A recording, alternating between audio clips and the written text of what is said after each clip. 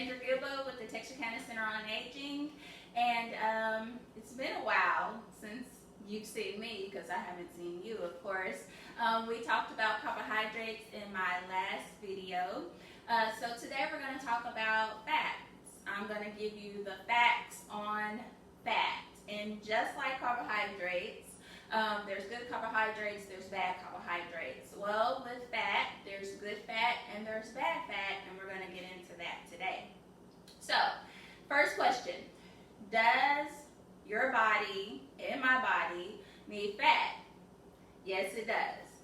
Fat gives our body energy. It helps support cell growth, protect our organs, keep our bodies warm, even when it's cold outside.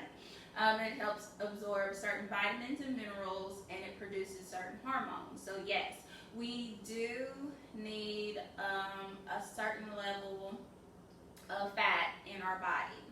So how much fat does our bodies need? Well, fat intake can be anywhere from 44 grams to 78 grams of fat per day. Now remember, that is per day and not per meal. Only 22 grams should come from saturated fat, which we'll talk about in the video. And this is based on a 2,000 calorie diet. So if your calorie intake is less than 2,000, then you want to consult with your healthcare provider regarding how much your fat intake should be.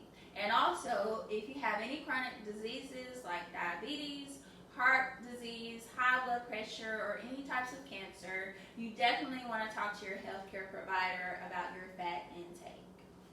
Now, let's get into the different types of fat.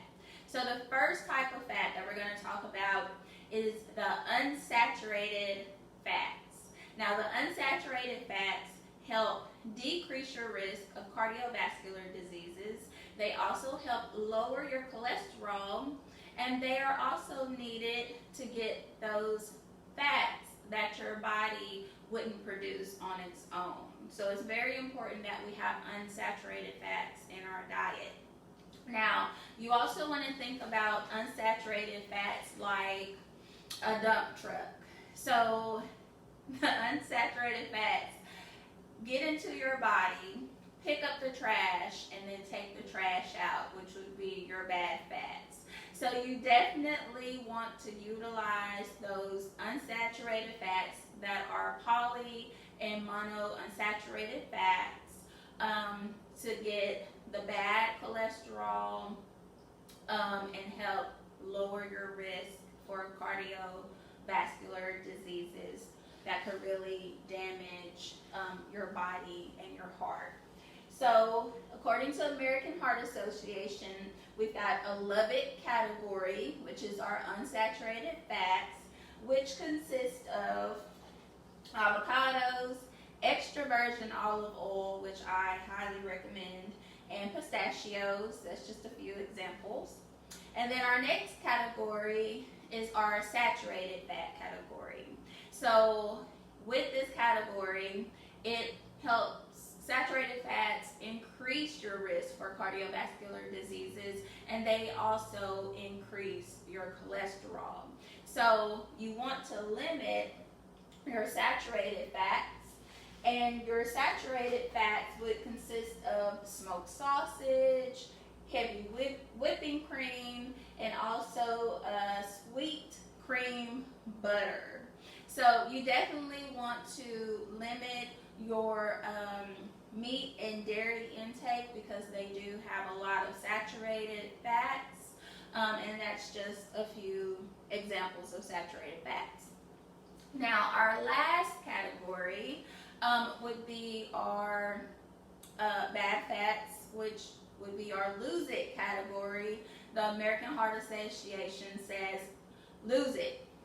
Throw it out of your diet, get it out of your home, take it away, which would be your trans fat or hydrogenated oils, as well as your tropical oils.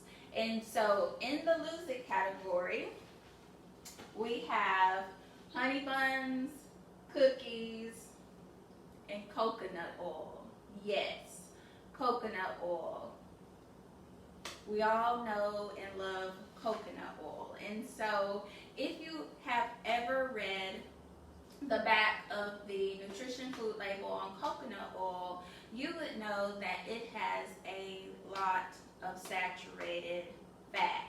So please don't let that tropical sensational smell fool you into thinking that it doesn't have a lot of saturated fat, because it does. The American Heart Association has put it in the toss it out category, which I would also say that if you are a frugal shopper like myself and you pay attention to prices, you would know that coconut oil is not cheap, it's expensive.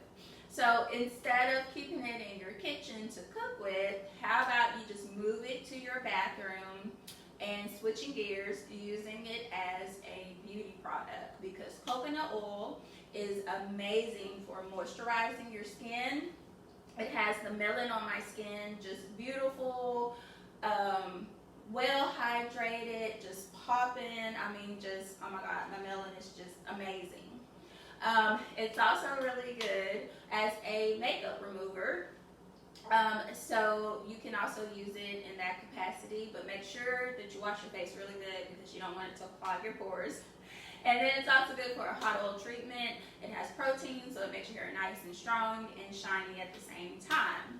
So you're like, okay, this girl has nutrition and beauty tips. Hey, you can't beat that. So don't toss it out of your life completely. Just move it from the kitchen into the bathroom.